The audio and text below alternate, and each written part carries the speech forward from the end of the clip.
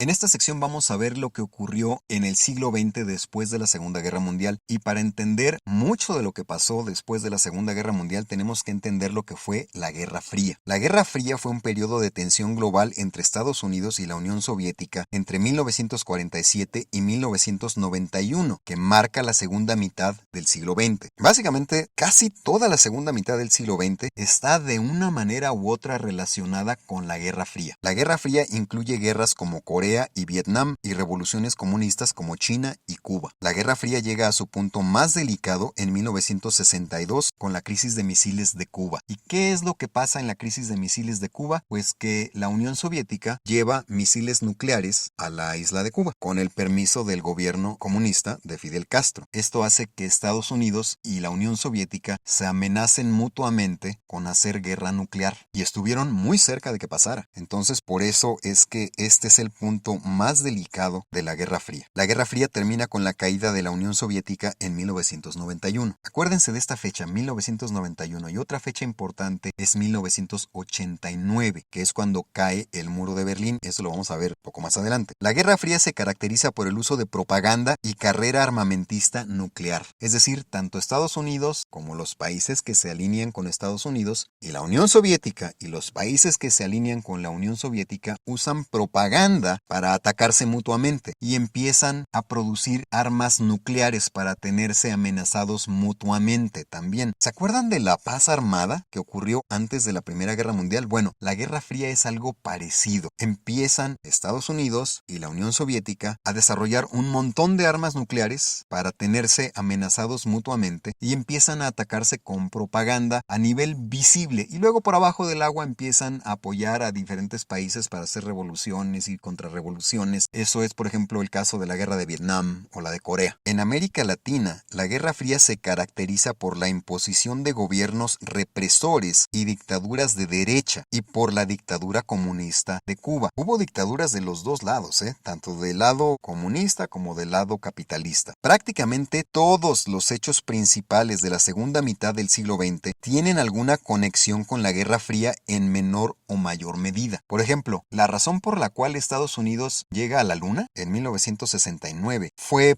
porque primero la Unión Soviética lanza el satélite Sputnik y después la Unión Soviética pone al primer hombre en órbita alrededor de la Tierra, Yuri Gagarin. Entonces Estados Unidos dice, no nos pueden ganar, así que nosotros vamos a mandar a un hombre a la Luna. Les toma años desarrollar esto, pero realmente es un resultado de la Guerra Fría. Vamos a ver las causas de la Guerra Fría. La causa principal es el rechazo de sistemas económicos entre Estados Unidos, capitalismo, y la Unión Soviética, socialismo. Aquí hay que hacer una pausa para señalar que URSS significa Unión de Repúblicas Socialistas Soviéticas. También se le conoce como la Unión Soviética. Bueno, en Estados Unidos ellos defienden al capitalismo y en la Unión Soviética defienden al socialismo, que técnicamente no están aplicando el socialismo en la Unión Soviética, están aplicando el comunismo. Son cosas distintas y eso lo vamos a ver más adelante. El detonante de la Guerra Fría es el desacuerdo entre Estados Unidos y la Unión Soviética en la división del mapa de Europa tras la Segunda Guerra Mundial. Es decir, no se ponen de acuerdo sobre cómo se van a dividir los territorios, y eso hace que Estados Unidos y la Unión Soviética, que eran aliados durante la Segunda Guerra Mundial, se conviertan en enemigos. Otra causa de la Guerra Fría es la búsqueda de Estados Unidos y la Unión Soviética por el control de territorios en el mundo. Esto también es verdad. Esto es una continuación del imperialismo. Tanto Estados Unidos como la Unión Soviética buscan controlar diferentes territorios alrededor del mundo, y esto hace que también se dé la Guerra Fría. Ahora vamos a ver las diferencias entre capitalismo y socialismo. El capitalismo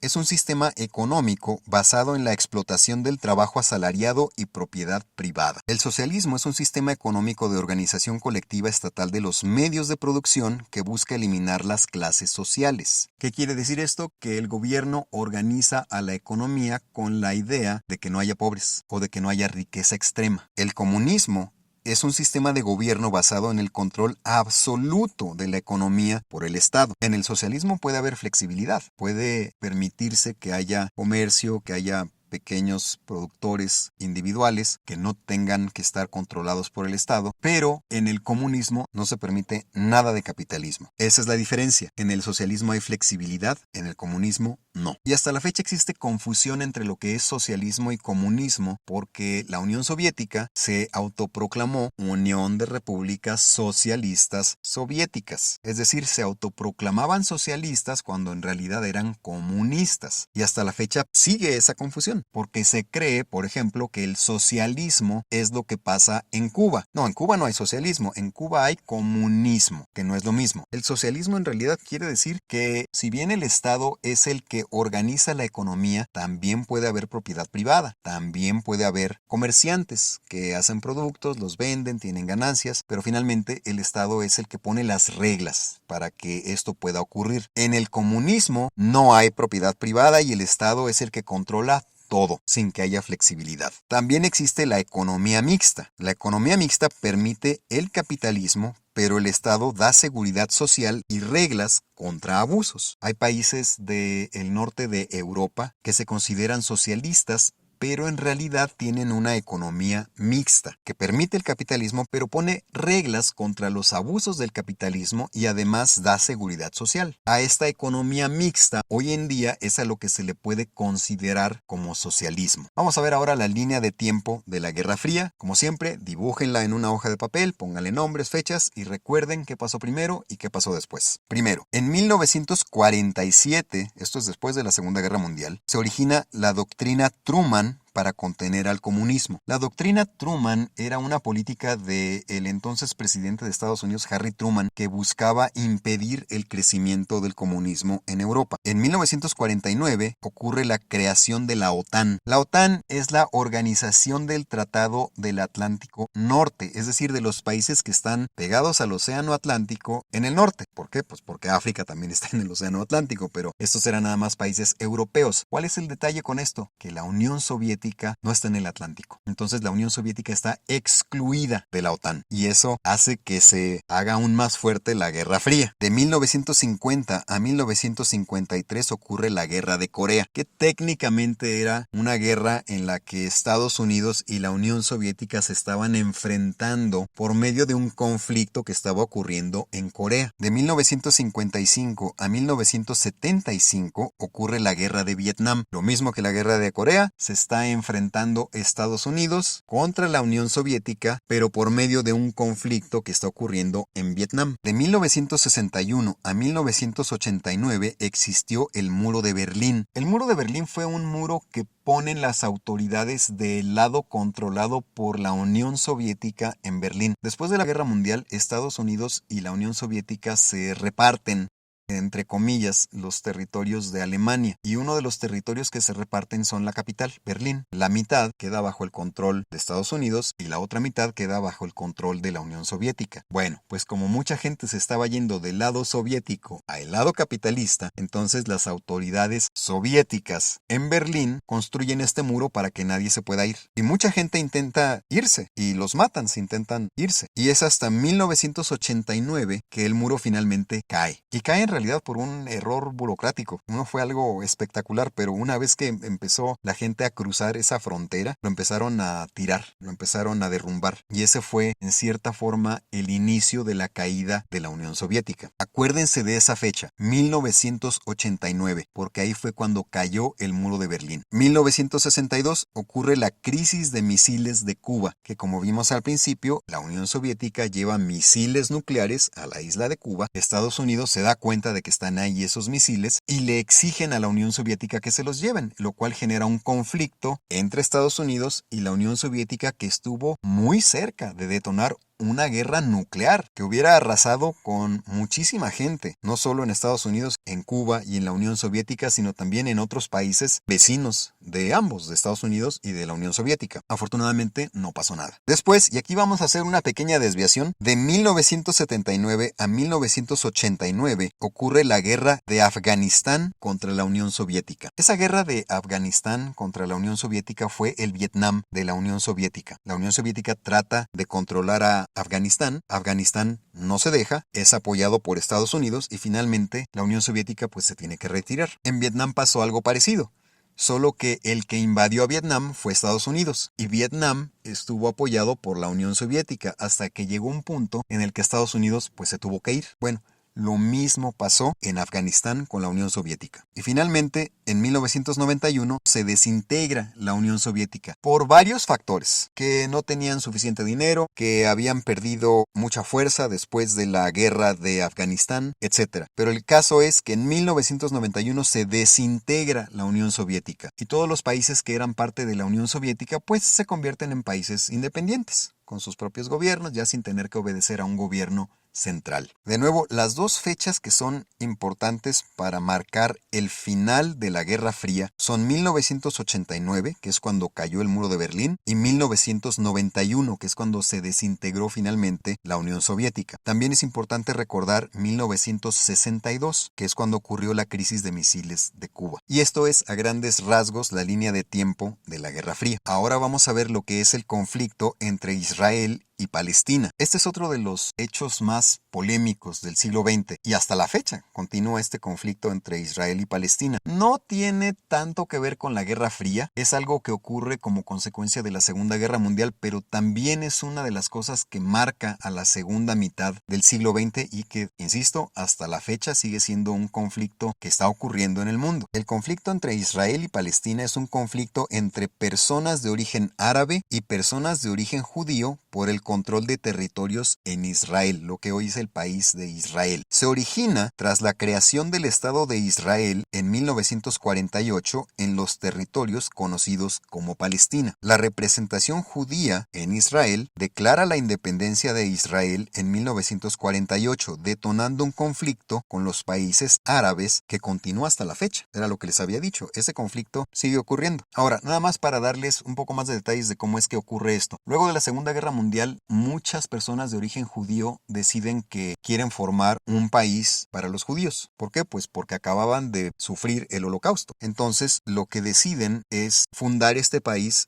en el que había sido originalmente la cuna del judaísmo, que es lo que en ese entonces se conocía como Palestina. Ese territorio lo controlaba originalmente el Imperio Otomano, pero el Imperio Otomano desapareció con la Primera Guerra Mundial. Inglaterra controlaba ese territorio, no era un país. Palestina como país no existía, era el territorio de Palestina, que era controlado por Inglaterra. Entonces, la ONU decide, bueno, ok, que sea aquí en donde es Palestina, el nuevo país, el nuevo estado para los judíos. Y esto no le gusta a los países árabes que rodean a este territorio. Pero un día, la representación judía en Israel dice, pues nos independizamos y ahora ya somos un país, somos el país de Israel. Esto no le gusta a los vecinos de ese territorio, que eran árabes, y de esta manera se detona el conflicto de Israel contra Palestina. Que por cierto, en ese territorio ya había gente de origen judío, también ya había gente de origen árabe y vivían con mucha tranquilidad antes de que iniciara este conflicto. Pero después de esto, pues ha sido un conflicto muy sangriento. Han habido muchos muertos y hasta la fecha no se ha llegado a una solución para ese conflicto. Vamos a ver las causas del conflicto entre Israel y Palestina. La primera es el rechazo a las personas judías en distintas partes del mundo, lo cual genera el sionismo. Y esto es desde antes de la Primera Guerra Mundial. Por siglos y siglos y siglos, si no es que milenios, las personas de origen judío siempre eran atacadas, eran rechazadas, eran hechas a un lado por diferentes grupos de poder que profesaban el cristianismo. ¿Por qué? Pues porque los acusaban de ser, entre comillas, los que habían matado a Cristo. Entonces, por esta razón, los judíos siempre estuvieron excluidos y siempre estuvieron a un lado de todos los pueblos que hubo en Europa. Llega un punto en el que los judíos dicen, bueno, ya estuvo bueno, vamos ya a formar un país en donde no nos estén rechazando constantemente, en donde no nos excluyan, en donde no nos agredan. Eso era el sionismo. Entonces, ese rechazo contra personas de origen judío es una de las causas que da origen a la fundación del Estado de Israel. El sionismo es un movimiento para crear un Estado judío en Israel, donde fue la cuna del judaísmo. Aunque hay que aclarar que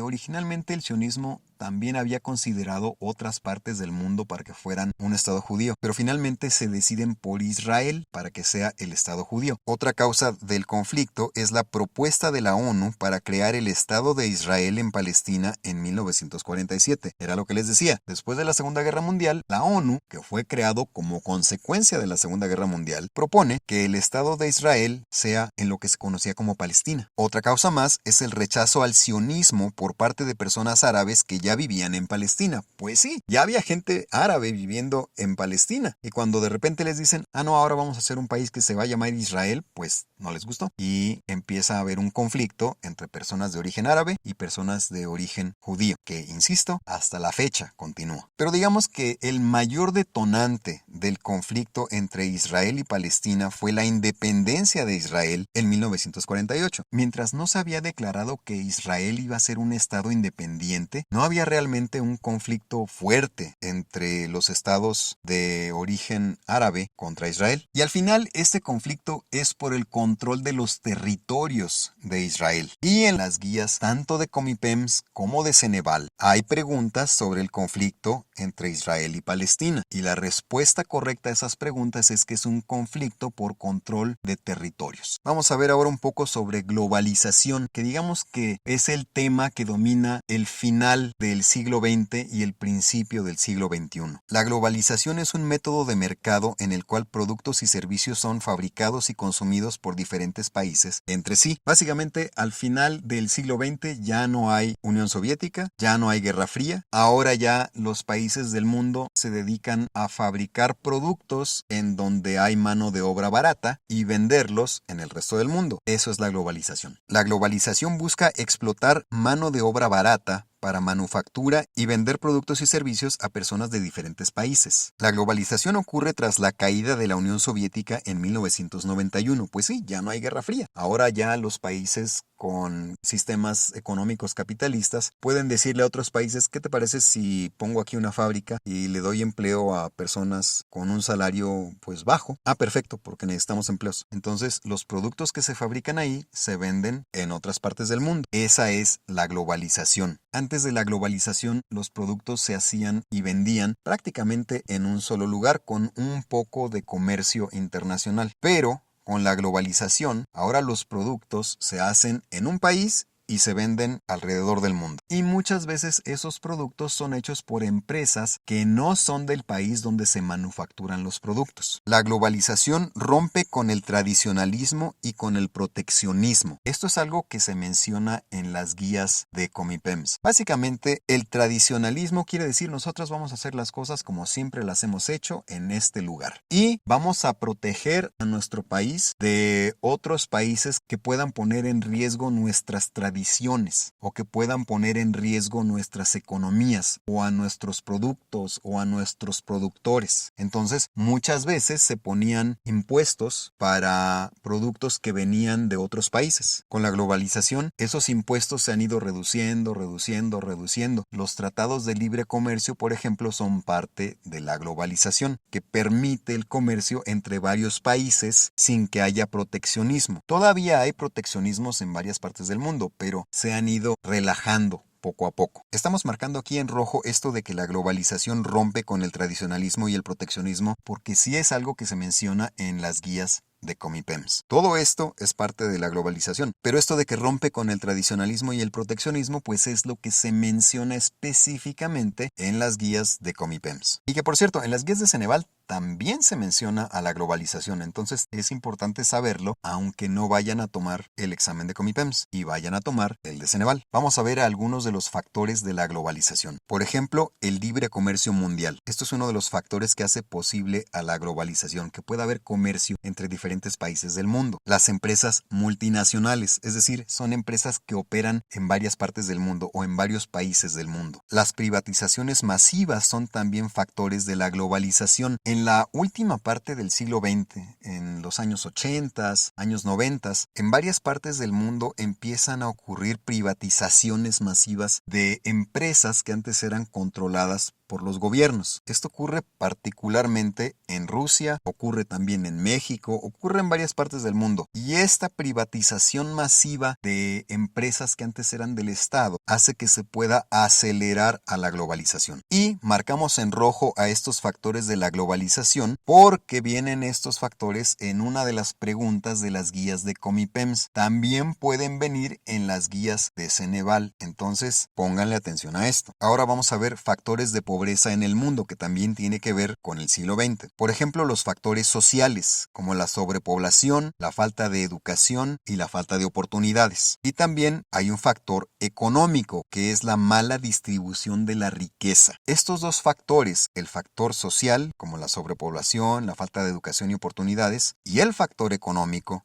como la mala distribución de la riqueza, son los factores que generan pobreza en el mundo. Yo le añadiría un factor más, el racismo. ¿Por qué? Porque hay lugares del mundo en donde el racismo, hasta la fecha, es lo que impide que mucha gente pueda salir de la pobreza. Y con eso terminamos la sección sobre el siglo XX.